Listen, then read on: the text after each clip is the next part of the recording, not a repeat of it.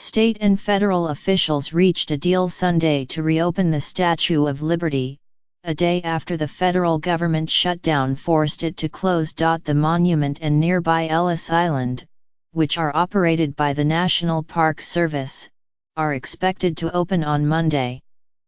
Under a deal with the Interior Department, New York State will pay about $65,000 a day out of its tourism budget to cover the site's operating costs. Gov. Andrew M. Cuomo announced the statue's reopening on Sunday afternoon in Robert F. Wagner Jr.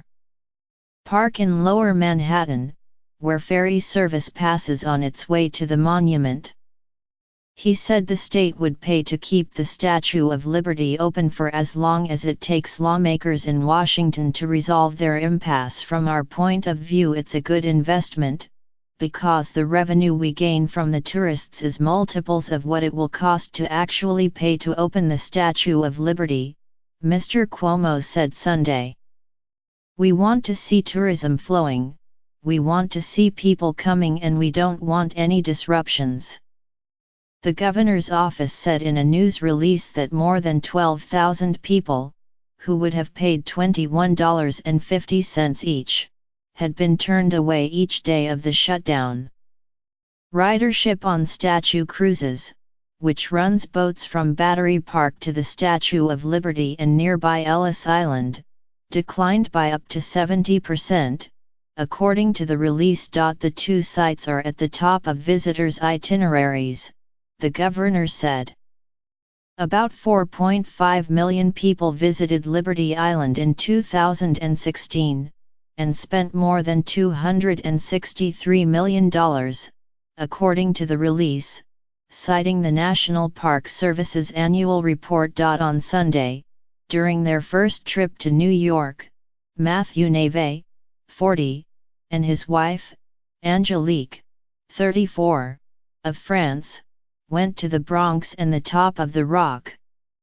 They had hoped to cap off the day with a visit to the Statue of Liberty and Ellis Island. We wanted to see it, Mr. Neve said.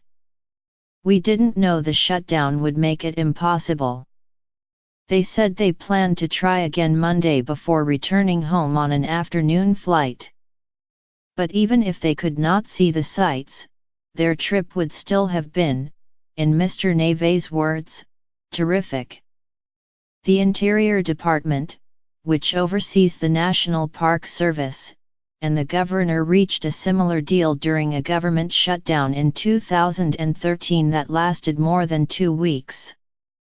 Under that deal, the state paid the Park Service about $250,000 so that its personnel could reopen Liberty Island, where the statue stands, for 4 days. Mr. Cuomo said the previous shutdown taught him not to assume that the budget stalemate would be short-lived. We learned our lesson and we stepped in immediately, he said. New York State has 35 sites under the jurisdiction of the National Park Service, including places like the African Burial Ground in Lower Manhattan and Niagara Falls.